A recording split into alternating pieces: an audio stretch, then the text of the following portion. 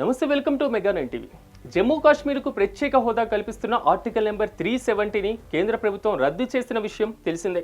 2019 August 5న ఈ అధికరణకు నరేంద్ర మోదీ నాయకత్వంలోని కేంద్ర ప్రభుత్వం రద్దు చేసింది. రద్దు అనంతరం జమ్మూ కాశ్మీర్ను 2 కేంద్రపాలిత ప్రాంతాలుగా అంటే జమ్మూ కాశ్మీర్, లడఖ్గా విభజించినటువంటి విషయం తెలిసిందే. ఆర్టికల్ నెంబర్ 370 రద్దుకు నేటితో 6 ఏళ్లు పూర్తయ్యాయి. ఈ సందర్భంగా ఆంధ్రప్రదేశ్ ఉప ముఖ్యమంత్రి పవన్ కళ్యాణ్ ట్వీట్ చేశారు.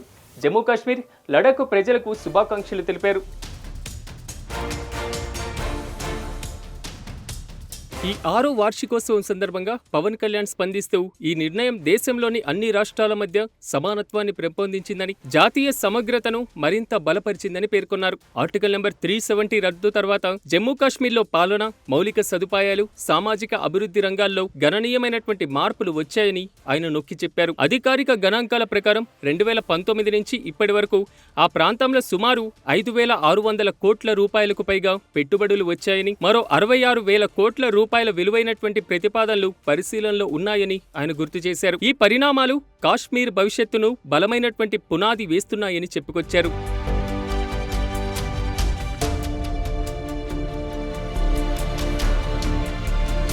ఒక చారిత్రాత్మక రాజ్యాంగ తప్పిదానికి పరిష్కారం చూపిన రోజన్నారు. భారత యూనియన్లో జమ్మూ కాశ్మీర్కు పూర్తిగా న్యాయబద్ధంగా ఏకీకరణకు హామీ ఇచ్చినటువంటి రోజని పవన్ కళ్యాణ్ గుర్తు చేశారు. చాలా కాలంగా అశాంతి, హింసతో ప్రభావితమైన ఈ ప్రాంతానికి శాంతిని తీసుకువచ్చి ప్రజలకు సమానత్వం, అభివృద్ధికి మార్గాన్ని తెరిచిన రోజన్నారు. దేశ నిర్మాణంలో నిర్ణయాత్మక, దార్శనిక నాయకత్వ బలాన్ని చూపించిన రోజన్నారు. దశాబ్దాలుగా ఉగ్రవాదం, హింస కాశ్మీర్ యువత ఆకాంక్షలను అణిచివేశాయన్నారు. ఆర్టికల్ నెంబర్ 370 రద్దుతో శాంతికి, సమగ్ర అభివృద్ధికి నాందు పలికిందని పవన్ కళ్యాణ్ చెప్పుకొచ్చారు. జమ్మూ కాశ్మీర్కు పూర్తి రాజ్యాంగ హక్కులు కల్పించిన రోజని ఈ 6వ వార్షికోత్సవం సందర్భంగా జమ్మూ కాశ్మీర్, లడఖ్ ప్రజలకు శుభాకాంక్షలు తెలిపానని పవన్ కళ్యాణ్ పేర్కొన్నారు. కేంద్ర హోంశాఖ మంత్రి అమిత్ షా పార్లమెంట్లో ప్రవేశపెట్టినటువంటి ఈ బిల్లుకు రాజ్యసభలో 125, 61, ఇక లోక్సభలో 370 ఓట్ల తేడాతో భారీ మెజార్టీతో ఆమోదం లభించింది. ఈ నిర్ణయం దేశ సమైక్యతను,